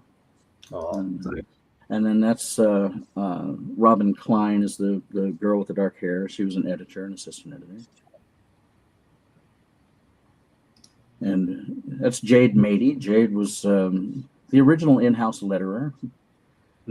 His nickname was the Kig, K-I-G, because he misspelled king in one of the books. Stuck up. I love that. But yeah, Jade's a brilliant musician. So this is my childhood best friend, this guy named James Perham. And James and I met when we were 12. We were kind of thought of ourselves as the two big brain chubby kids in school. And he loved comic books, and he came out and worked with me when I was in Innovation, and then at Valiant I brought him out to be on staff, and then he ended up eventually editing for Acclaim and being like the last man standing towards the end when there was like Unity 2000 and stuff like that. But he was the operations manager, so that's James again. James shared we had a 3-bedroom apartment that was split level that had like the equivalent of a 1-bedroom apartment upstairs, and the rest was downstairs, and he shared that with me and my family. Nice. Did you he was sweet. Remember how much you paid for it at the time? Say it again, please. Did you remember how much you paid for that apartment? $17.50. So, and it was in Jersey City, but it was I'll dig up some photos and show you. It was exposed brick on one side. It was inside the Dixon Mills pencil factory. It was a landmark. So it's Jesse Berdinka again. So you see those shelves, those little drawers. When I got there, there was just one big wooden shelf flat filing cabinet, and everything was shoved into that. And I said, we can do better than that. And so I tracked down these. They held 12 by 18 pieces of paper. And so we ended up being able to create something for each title with different drawers for script, pencils, inks, letters, colors. And it sounds silly, but it was just an enormous savior to us. And because I actually found crumpled Barry Windsor Smith artwork in that flat file, the wooden file. Oh, wow. Just killed me. What do you mean crumble? Just like like wow, like that. That's like it sad. was shoved in the back and something else pushed I mean, it. yeah, that's Horrible. That's And cool. Yeah. I also found 5 pages of Eternal Warrior that I was told by Bob was supposed to be for Eternal Warrior 1. And it's like, well, but this isn't in Eternal Warrior 1. And he said, yeah, we decided to do something else when we did Unity. I said, did we pay John Dixon for this? He said, yeah. I said, do you mind if I figure out a way to use it? Oh, yeah, good luck. So if you read Eternal Warrior 5, there's a certain point where Bloodshot and the Eternal Warrior split up, and you see Eternal Warrior in a cab, and then he rips open the roof of a cab. Yep. And then they have a fight, and it gets back with Bloodshot. That's the 5 pages that was originally drawn for a different comic book. Oh, that's hilarious. That's the way I looked at it. Is like, that means we're 5 pages ahead on Bloodshot 5 or Eternal Warrior 5. So, nice. That's the way to go. And this and same artist was drawing the book, so he was the continuity is just right Yeah, there. why not? So, I have no idea what the top right thing is, but it looks like an absolute joker. that's our Valiant business cards. So that's turned sideways. So look at it. The top right hand side is the top of the page. That's EXO, a single figure of EXO. Oh, it's EXO. Okay. I see it. EXO 0. Yeah. Right? Mm-hmm. I see it. Okay. So that's Jesse Berdinka and Jeff Gomez. Are they arguing? No, I think they're just talking. But at this point, they had done something we had never done before. They had cubicles. So when I left, we didn't have cubicles. It was all open. Jesse again. FedEx? Yeah, we used FedEx a lot. Oh man, what was the FedEx bill like everywhere? Oh, I couldn't even tell you. I never saw it, but it was enormous. I'm sure because we would ship film to Montreal to. Oh, wow. Sin City. What's that got to do with Valiant here? I think that whoever had that cubicle just really loved Sin City. So that's a guy named John Kelly. John's making a face there and crossing his eyes, but John is now lives in Paris and is a brilliant painter. Oh wow. Like incredibly good painter. But he was one of the production artists, and that's Darren walking through with his baby. Yeah, apparently his baby never left the office. Well, I think this might be the first time he visited the office. So. That's funny. Although somewhere I have pictures of my 2 little boys, my twins there. So Joe St. Pierre and Don Perlin posing with an EXO 0. I think it's probably just the cover, not the book. Mm. So this was one of the first things we could do and fulfill the promise of full metal coverage edge to edge with chromium. Yeah, cool. And not have to do an application. Hooking us up with one of those as well. I haven't seen them in a long time. Yeah. So same offsite. So that's Maurice Fontenot behind them. Maurice was a colorist and writer. Joe St. Pierre, Don Perlin. My guess is they're looking at a lunch menu, and that's Clifford Van Meter on the right. And Clifford was also somebody I'd worked with elsewhere and brought in, and he became our special projects manager. And then he worked for Topps afterwards, and then came out to California and worked for me. And we did a lot of stuff when I partnered with Apple to create some of the very early webisodes and web entertainment.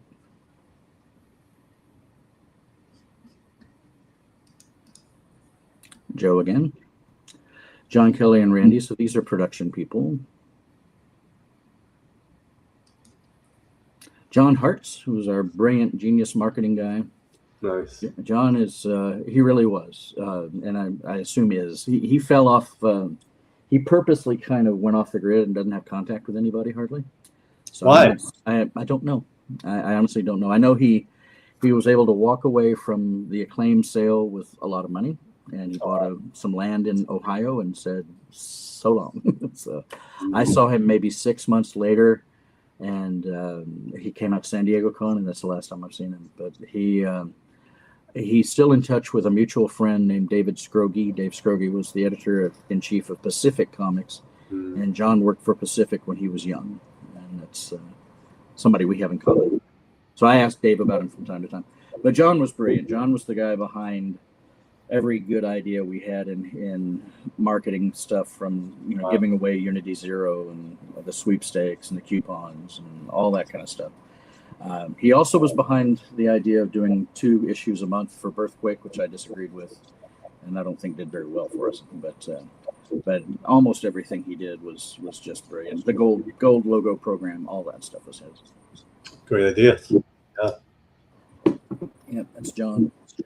John. So just the guys fooling around. So that's Jorge Gonzalez there with the long hair and the beard and mustache. But John, Jorge, Maurice, and Joe St. Pierre. This is leaving the end of the day of one of those offsite meetings. But Jorge also wrote and colored, was a brilliant artist. He's out here in animation now. Works at Warner Brothers. Nice. That's him. And as in as heterosexual way as I can, I always thought he was just a really pretty man.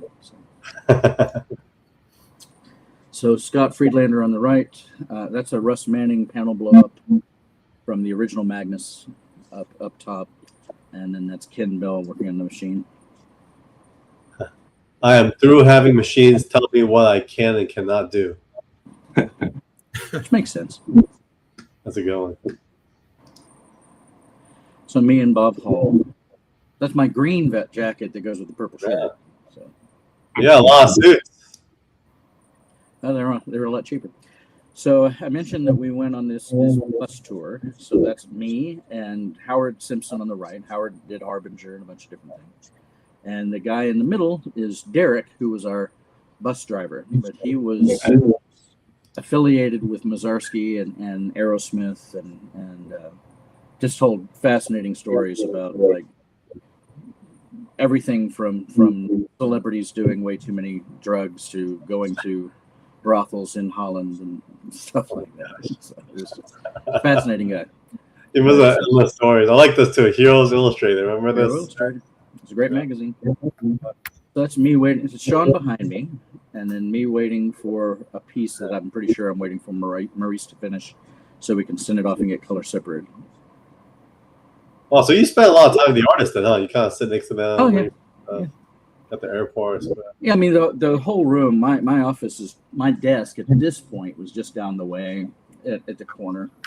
And when Jim was let go, I ended up inking a lot of backgrounds on Ditko's Solar 14 and 15.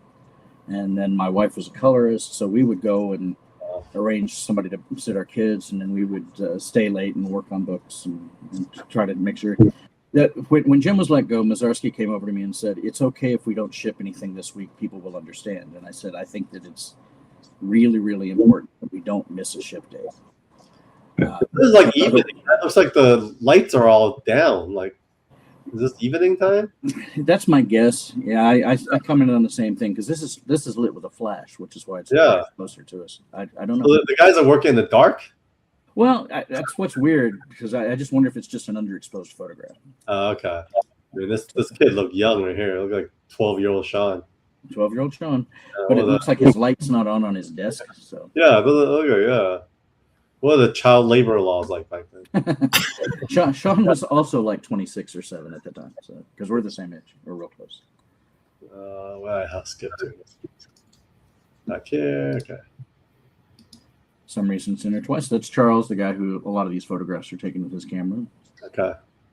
And he's pasting all the lettering, right? Yep, he's pasting up lettering onto acetate overlays. Yeah, they definitely yellowed out the pages over the years. Yeah, no, I have to admit that Andrew Wendell told us that we should be using archival rubber cement, and some of us said something to the effect of, "We've got pages that are like 5 years old that were done with the same stuff, and they look fine." Well, 5 years, yes, but 30 years, no. Yeah. So I've got a question, Kevin, on this. So some of the art and it's not continuity wise. So I was wondering if it was just left up to the person that was working on the book. So some of those will have the paste ups with the word bubbles and have the letters in them. Some will just be the paste ups for the word bubble without letters. And then I've even seen some that have the word bubbles drawn into and onto the page. So was it just left up to the artist as to who did what? All right. So if you don't mind me saying it, we call them word balloons. So they instead of bubbles, but the word balloons initially were. I think in some of the very earliest stuff was done the traditional way that they were at like Marvel and DC, where they're drawn on the boards. Later it was a decision that it was more expeditious to have the lettering happening while it's being inked. And so that's why the policy became that we would paste the balloons onto the artwork. What was your third choice? Well, so some were actually drawn into the deal. So like I have some pages XO where the chaos effect. So it's kind of later into that run, and they're actually drawn onto the page without the letters. It's just the word bubbles. Any idea who, like what it was? Yeah, I can tell you. But as far as like in my mind, if it was like a time wise, that would have made sense, as the evolution took place. But see, like I have a Deathmate page that has the word bubbles and the letters themselves on there. That's because if it's more than likely the word balloons and the lettering was done by Image, and they did their stuff on the boards. As a rule, we did not. As a rule, we didn't balloon on the boards, although Barry insisted we do his that way. So yes, because I remember that Deathmate page, Jason, Barry sent it off to Image, and they finished it, and then Sean said he was at Barry's apartment when he pulled those pages out. Oh, okay. And so they were finished at Image. That's fine. So the page sense. with the blank or empty ones are on XO 33. So Rick Levins and Catherine Bollinger worked on that. Yeah, unusual. I mean, it's possible that since Kat was working in the office as an inker, and probably our letterer was working in the office as well, that it was just done. It was able to be done, or perhaps it was ahead of schedule. Because normally policy was the other way, that we did the balloons as paste ups on the black and white art. Lettering was always pasted up on the acetate because of that fifth color black language thing. So that's Jennifer Maldonado there with Mark and Bob. What's this book here? The Valiant Continuity Bible. Oh, interesting. So Cliff Van Meter, who Bob nicknamed Mr. Wizard. Bob liked nicknames. Cliff and our biggest fan, a guy named Seaborn Adamson, collaborated to create that. And it's a comb-bound book that says, Jeff the Geomancer. Jeff is a young boy and it just describes who he is and what he is and all that stuff. And then it would go through every character at that time in our universe. Who has one of those? I want one of those. I sold mine a long time ago. I know Bob sold his. Oh. Yeah, it's been a long time since I've seen one. Dan Moeller might have one. So Maurice and me, Maurice Fontenot. Maurice is a brilliant painter. So 1993 in the summer, a bunch of us decided to go on vacation together, and so we went to Miami. And I had a wife and two little kids, and Maurice and Jorge, and my wife and kids, and Bernard and his girlfriend at the time left here, and we went and did Disney World. And then everybody else went to the Key West so they could like jet ski and get drunk. Nice. So that was been John Hart. So this girl in the middle, the white girl in the middle, that's Julie. That was Bob's girlfriend at the time. And that's Bernard's mom. So she lived down there. That's cool. And I need to ask who the guy is, because I had remembered it wrong apparently for 30 years. Yeah.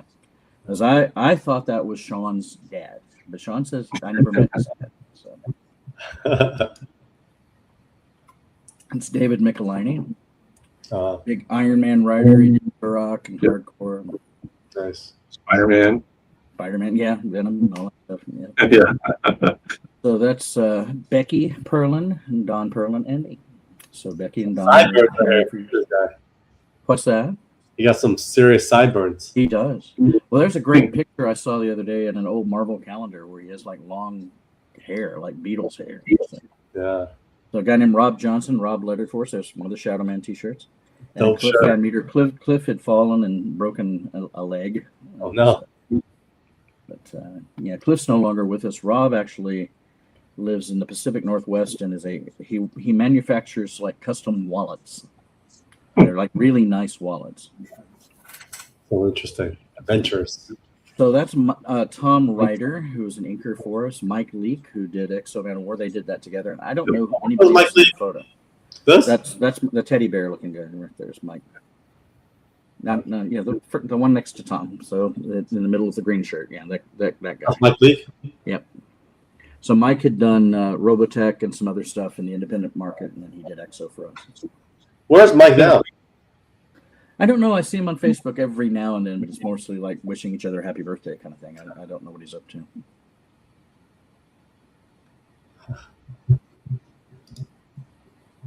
You can ignore that one. All these photos are ones we've seen. So Scott Friedlander, John Hartz, and Bob Hall, and I don't know what they're looking at. It's a poster or something, because that's a big piece with paste up lettering on an overlay. That's cool.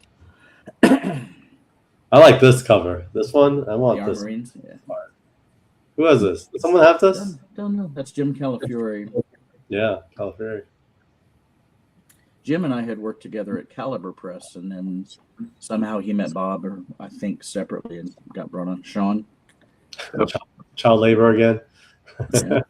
He's 12 years old, dude. Well, what's so funny is he was like 7 years older than Bernard. But he looked so young.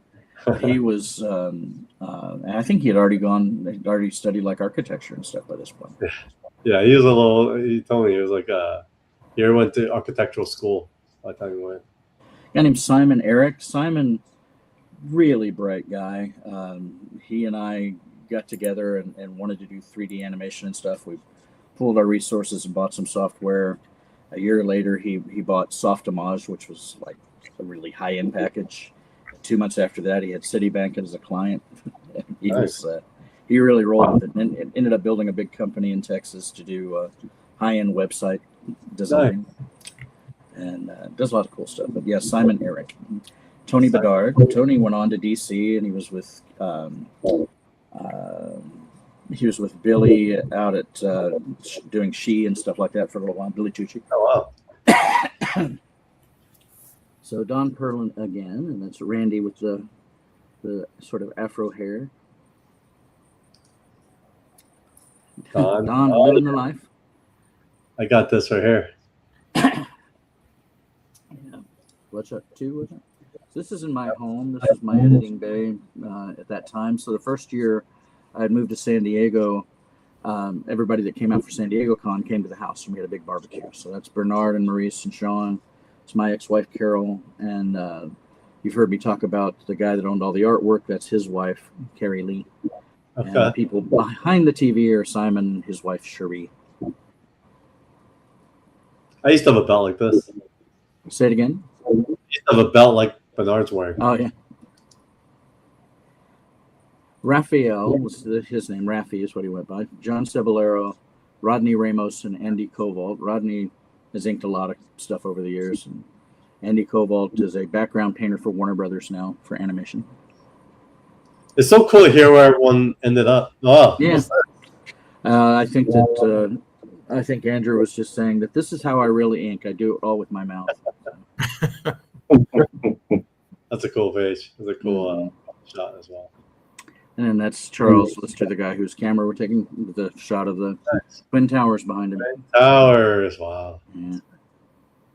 I think that wraps our photo segment. I mean, yeah. So it was you did share, some of these art, but we'll save it for the next one. Sure. Man, how do you feel, Kevin? Like going through all this, quite nostalgic. Oh, it's always fun to me. A lot of happy memories, and I enjoyed it. It's towards the end when I left. I think a lot of things went a little south, not because I left, but just the timing of the industry. And so I had left the company in June of '94, and then what I didn't have anything there to show you about is for the next couple of years, I produced a lot of. I had a small studio in San Diego, and we did Classics Illustrated restorations. So we did all the classics, little Classics Illustrated books, scan the original books, drop the color, touch up the inks, and re-letter it, and actually output film. And then I produced a Baywatch photo comic book for Acclaim for like 8 issues, which was trippy. And so literally made from like writing brand new stories from images from old episodes of Baywatch and having to go to the master tapes and try to find an image that kind of worked with what I was saying. Fortunately, they almost always wore the same outfits, so it was easier than it would be with like anything else. But yeah, it was a wild time. I love so many of those people. I'm still in touch. I just wished we've got a Facebook Messenger thread between a bunch of us, and I wish them all a Merry Christmas. And so it's nice to know they're still out there. And as I say, several of them are out here that have come out and worked in animation. When I was a vice president at Film Roman, the animation company, he had apparently been there for like 6 months, and I didn't know it. But Bill Dunn, who was one of our colorists, was there in the storyboard department on some of the stuff we were producing with Stan Lee. So, and then we did a Turok animated thing, and he ended up being involved in that, which I thought was funny because he'd been on the original comics. But yeah, it was, and people like Jimmy Palmiotti and Quesada obviously have had great careers, and Quesada and I are in touch every now and then. He's more and more wanting to be doing films, and so we've talked about me producing the visual effects for some of his projects and stuff. But I've known Joe since I actually went in to DC Comics with him and Joe Rubenstein when Joe introduced him to editors at DC to show them his stuff for the first time. And it's just coincidence that I happened to be tagging along that day, but it was literally the first day he showed his stuff. So That's awesome. Yeah. Well, I think that concludes our episode. I mean, we had a bit of an extended show and tell this time with our special guest. So, folks, that was I hope you guys thought it was much of a treat as we did. Newell, Jason, any last closing words? And Kevin, we'll probably have you back to talk more about art. Yeah, just let me know. No, I mentioned to a couple of people that you were going to be coming on the show, Kevin, and they refer to you as, and I'm sure this is an affectionate term, a treasure trove of Valiant history. So the fact that after all these years removed that you can still remember all this stuff is something in of itself. I appreciate it. No, I'm fortunate to have a good memory. Yeah, I would not remember. Like at Lionsgate, I worked there 20 years ago. Like if you list all the people in the office, I would probably remember 5 names. And so, no, as I say, it was a relatively short period of time, but it was a very impactful period. Very impactful. It's great. And it's just a great run. And because they like to say that it was, I was an overnight success, but I literally had been in the business for 10 years when I got there. Yeah. But anyway, well, thanks for having me on, guys. All right. It was a pleasure. And folks, thanks for tuning in. Wishing everyone happy holidays, and everyone please stay on so we can upload our footage. And we'll see you guys at the next Valiant TLDR. Bye-bye.